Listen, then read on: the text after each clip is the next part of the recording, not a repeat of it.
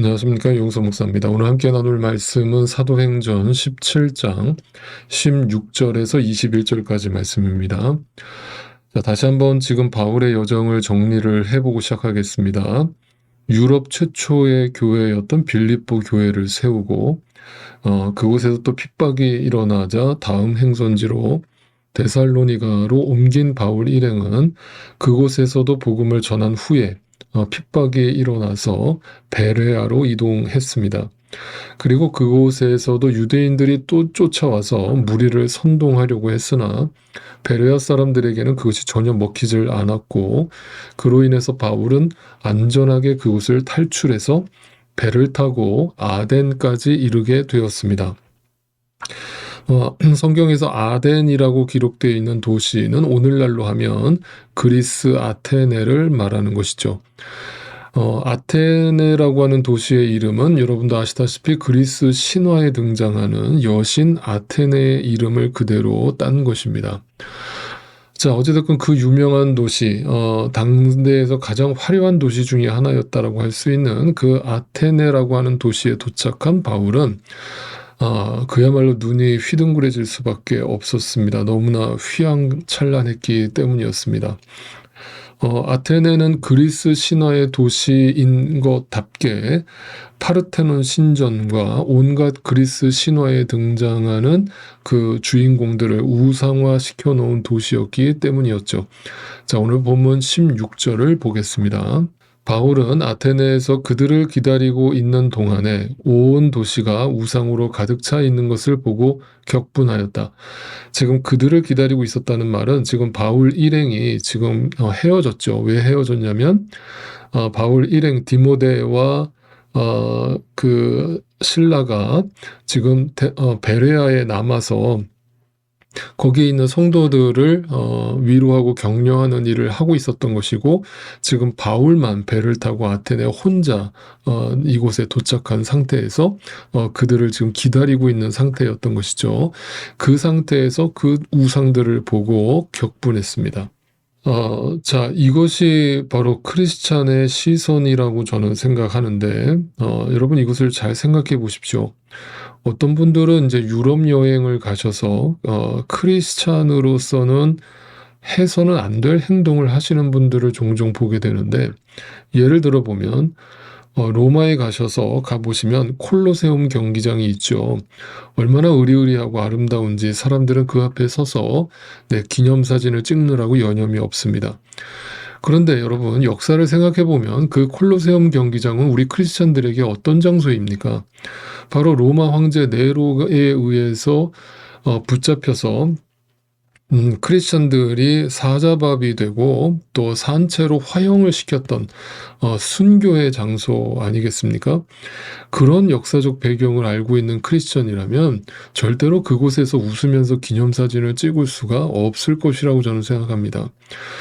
그리고 지금 바울처럼 그리스 신전이나 성 베드로 성당 같은 그런 곳을 방문했을 때 인간적인 눈으로 보면 너무나 아름답고 멋진 문화유산이라고 할 수 있겠지만 신앙적인 눈으로 보면 이것이 얼마나 가증한 우상인지를 분명히 우리는 알아야 할 것이고 기억해야 될 것이고, 그로 인해서 그것을 볼 때 우리는 지금 바울의 모습처럼 울분을 토해야 하는 것이 정상적인 반응이라는 것을 분명히 기억하시면 좋겠습니다. 자, 그렇다면 지금 격분하고 있는 건 바울입니까? 아닙니다. 지금 화가 난 것은 바울의 감정에 화가 난 것이 아닙니다. 왜냐하면 지금 아테네가 지금 우상으로 가득하다는 것이 바울이 개인적으로 감정적으로 화가 날 이유가 전혀 없지 않습니까? 자기랑 무슨 상관관계가 있다고 그 우상들을 보고 갑자기 바울이 격분하겠습니까? 바울이 격분했던 이유는 뭡니까? 바울 안에 살아계시는 성령 하나님께서 격분하신 것이죠. 다시 말해서 그것은 단순한 인간의 감정에 화가 난 것이 아니라 성령께서 주시는 의로운 분노라고 할 수 있겠죠. 이런 분노의 장면은 구약 성경에서도 찾아볼 수가 있었습니다. 모세가 시내산에 올라가서 하나님의 말씀을 받기 위해 올라갔는데 깜깜무소식이니까 백성들의 밑에서 기다리다 도저히 안 돼가지고 불안한 마음이 자꾸 커지니까 금은보화를 다 녹여다가 금송아지를 만들었죠. 그리고 그 금송아지에게 절하면서 이것이 우리를 애굽 땅에서 구원해낸 야훼 하나님이다 라면서 그 금송아지를 우상 숭배했어요. 자, 그때 때가 되어서 산에서 내려온 모세가 그 장면을 보고 어떻게 행동합니까? 격분하죠. 그리고 자신이 받아 내려온 10계명의 말씀 돌판을 땅 아래다가 내팽개쳐 버립니다. 여러분, 역시 그것도 모세가 무슨 분노 조절 장애가 있었기 때문이 아니죠. 모세가 무슨 개인적인 감정이 있을 리가 없죠. 그 성도들이 뭐가 그렇게 밉겠습니까? 나름대로 그들이 위로받기 위해서 금송아지를 만들어 놓고 그러고 있는 거 아닙니까? 그 사람들한테 뭘 그렇게 화를 낼 일이 있겠습니까? 그러면 그 분노는 누구의 분노입니까? 여호와 하나님의 분노죠. 여러분 기억하십시오. 하나님은 오늘도 우리 안에 우상들을 바라보실 때마다 격분하십니다. 우리를 하나님의 교회로 삼으셨고 우리를 하나님의 성전이라고 선언하셨는데 이 하나님의 성전을 기도하는 집이 되지 못하게 하고 온갖 우상들로, 나 중심적인 나라고 하는 우상들로 가득한 강도의 소굴로 만들어버리고 있는 우리의 모습을 보실 때마다 하나님은 분노하십니다. 여러분, 어찌 보면 우리가 지금 이 아테네 도시와 같다라는 것을 이 성경을 통해서 확인하셔야 됩니다. 아무리 겉으로 보기에는 아름다워 보이고 남들에게 칭찬받고 격려받고 존경받고 온갖 화려하고 웅장한 모습으로 이 땅을 살아가는 것처럼 보이지만 나라고 하는 우상으로 가득 찬 아테네 도시라는 사실, 그게 바로 나라고 하는 사실을 오늘 본문을 통해서 성경이 고발하고 있는 것입니다. 여러분 안에 있는 그 우상들을 보시면서 오늘도 주님의 마음으로 격분하실 수 있기를 바랍니다. 그래서 자꾸 우상을 내 밖에서 자꾸 찾지 마십시오. 어떤 분들, 특히 어떤 선교단체들이 그런 과오를 범하지 않습니까? 절에 가가지고 불상의 목을 자른다거나, 단군 할아버지 목을 자른다거나, 그러면서 우상을 제거했다, 그러면서 할렐루야 막 찬양하는 모습을 유튜브에 올리고 그러는데, 제발 그런 행동하지 않았으면 좋겠습니다. 여러분, 성경이 말하는 우상은 내 외부에 있는 게 아닙니다. 내 안에 우상이 가득 차 있는 겁니다. 내가 아테네 도시입니다. 하나님은 오늘도 나를 보시고 격분하십니다. 그 성령님의 음성에 귀를 기울이시고 나의 모든 우상을 주님 발 앞에 깨 부수시고 주님 앞에 굴복하실 수 있는 저와 여러분이 되시기를 간절히 소망합니다. 그렇다면 그러한 우상을 어떻게 해야 몰아낼 수 있겠습니까? 아테네 도시를 보면서 격분한 바울이 다음으로 한 행동을 보면 그 답을 얻을 수 있을 것입니다. 17절을 보겠습니다. 그래서 바울은 회당에서는 유대 사람들과 이방 사람 예배자들과 더불어 토론을 벌였고 또한 광장에서는 만나는 사람들과 날마다 토론하였다. 자, 우상들을 보고 격분한 나머지 이 우상들을 가서 목을 제거한 게 아니죠. 목을 친 게 아닙니다. 그 우상을 망치로 때려 부순 게 아닙니다. 뭐 한 것입니까? 그 우상을 만든 사람들이 누굽니까? 인간이잖아요. 인간 안에 우상이 가득 차 있는 거잖아요. 그러니까 그 인간 안에 있는 우상들에게 뭘 가르칩니까? 하나님의 말씀을 선포하죠. 말씀을 가르칩니다. 말씀을 가지고 토론을 벌립니다. 그래야만 그들 안에 우상이 무너진다는 걸 바울은 알고 있었기 때문이죠. 자, 18절도 계속 보겠습니다. 그리고 몇몇 에피쿠로스 철학자와 스토아 철학자도 바울과 논쟁하였는데 그 가운데서 몇몇 사람은 이 말쟁이가 도대체 무슨 소리를 하려는 것인가 하고 말하는가 하면 또 몇몇 사람은 그는 외국 신들을 선전하는 사람인 것 같다 하고 말하기도 하였다. 그것은 바울이 예수를 전하고 부활을 전하기 때문이었다. 자, 이곳에서도 바울이 전한 복음의 핵심은 딱 두 가지로 설명될 수 있죠. 오직 예수 그리스도, 예수 그리스도란 예수 그리스도의 죽으심에 대해서 이야기했다는 거죠. 십자가 사건에 대해서 오직 십자가 복음만 외쳤다는 거예요. 그리고 그분이 죽으신 것으로 끝난 것이 아니라 다시 살아나셨다, 부활하셨다. 그 예수님의 십자가의 죽음과 부활 사건에 대해서 그들과 논쟁을 벌였다. 그러니까 그들의 반응이 어땠습니까? 바울을 말쟁이라고 비아냥거립니다. 이 말의 뜻이 뭡니까? 오늘날 믿지 않는 자들이 믿는 사람들을 비아냥거리면서 저 예수쟁이들이라고 비아냥거리는 그 말투랑 똑같은 말투죠. 네, 그러니까 이 바울을 말쟁이라고 지금 비아냥거리고 있습니다. 자, 여기서 지금 바울을 우습게 여기고 비아냥거리고 있었던 사람들은 철학자들이었죠. 어떤 철학자들이었습니까? 당대 시대를 대표하던 두 부류의 지성인들이었는데, 첫째는 인간의 쾌락을 최고의 가치라고 보았던 에피쿠로스 철학자들이 있었습니다. 그럼 쾌락이라는 것이 뭡니까? 한마디로 노세 젊어서 노세 아니에요. 그러니까 그 철학자들이 추구하는 최고의 가치는 뭐예요? 인생 뭐 있냐? 즐기는 것이 최고다. 네, 그래서 뭐 성적인 쾌락이나 어떤 물질의 쾌락이나 어떤 부와 명예 이런 것, 이 세상에 눈에 보기 좋은 쾌락들을 마음껏 누려라. 그게 이 세상의 진리다라고 외쳤던 철학자들이에요. 자, 그리고 또 하나의 부류가 있었습니다. 그들은 인간의 지성을 최고의 가치로 보았던 스토아 학파 철학자들이었습니다. 한마디로 그들은 과학과 철학과 인간의 지성이 최고의 가치다라고 봤던 것이죠.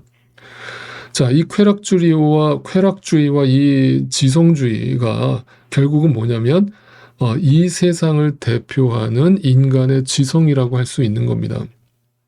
인간이라는 존재가 추구하는 방향이 뭐냐? 결국 쾌락주의와 지성주의 둘 중에 하나라 이 말이에요. 네. 자, 이런 것을 성경에서 왜 보여주고 있는가를 또 생각해 보십시오. 아까 말씀드렸듯이 이 아테네가 우상으로 가득 찬, 즉 우리 안에 우상으로 가득 찬 우리의 실체를 고발하는 어떤 특별한 장소를 보여주는 것이라고 했습니다. 그리고 그 안에 모여있던 철학자들은 쾌락주의와 지성주의로 똘똘 뭉쳐 있습니다. 이것이 인류의 존재 가치이며 인간의 최고의 가치라고 여기던 사람들이 모여 있는 겁니다. 이게 바로 인간의 실체라고 사도행전이 고발하고 있는 것이죠. 이런 아테네 도시에서 바울이 복음을 전했다라고 하는 이 사실에 주목해 보시기 바랍니다. 이런 사람들과 어떤 지적인 논쟁을 벌여서 논리적으로 그들을 이길 수 있느냐? 그것은 말장난에 불과하니까 의미가 없겠죠. 또 그런 쾌락주의를 빠져 있는 사람들에게 무슨 말로 어떤 설득이 가능하겠습니까? 그렇다면 답은 하나밖에 없어요. 그들 심령 속에, 죽어있는 그 심령 속에 예수 그리스도의 생명의 복음이 들어가야만 변화가 일어나겠죠. 그러니까 바울이 선택한 길은 망치를 들고 가서 그 우상들을 다 깨부신 게 아니라, 그들하고 말싸움을 벌린 게 아니라 오직 예수 그리스도의 십자가 사건과 그의 부활에 대해서만 가르친 것입니다. 죄된 인간이 만들어낸 우상은 생명 없는 빈 껍데기에 지나지 않지만 예수 그리스도는 곧 생명이라는 것을 나타내려 했던 것입니다. 그래서 이걸 본 자들은 그 복음의 길을 따를 수밖에 없고, 바울과 같이, 실라와 같이, 디모데와 같이, 누가와 같이 수많은 이 땅의 증인들처럼 주님의 증인된 삶을 살아갈 수밖에 없다는 사실을 바울이 보여주고 있었던 것입니다. 바울은 그래서 고린도전서에서도 이렇게 분명히 선언했죠. 십자가의 말씀이 멸망할 자들에게는 미련하게 보인다. 세상에 아직도 예수 믿는 사람들이 있냐? 아직도 성경을 믿는 사람들이 있냐? 네, 멸망할 자들이라는 거예요. 그러나 구원을 얻는 우리에게는 그 십자가의 말씀이 뭐라고요? 하나님의 능력이라는 것을 분명히 선언합니다. 사랑하는 성도 여러분, 다시 한번 하나님이 주시는 마음으로 권면합니다. 여러분이 어떤 존재인지 날마다 말씀을 거울 삼아서 들여다보시고 자신을 죽어야 할 존재로, 영원히 사망에 처해야 할 존재로, 죄인 중에 가장 사악한 죄인으로 주님 앞에 서실 수 있게 되기를 바랍니다. 그래서 여러분의 죄인됨을 생각할 때마다 여러분 자신을 위해서 통곡하시고 눈물을 흘리시고 애통하시고 그 상한 심령으로 주님 앞에 날마다 나아가실 수 있기 바랍니다. 그리고 다시 한번 성경을 펴서 읽어보시기 바랍니다. 그 속에서 바로 그러한 당신을 위해 십자가에 달려 돌아가신 예수 그리스도에 대한 말씀을 묵상하시고 읽으십시오.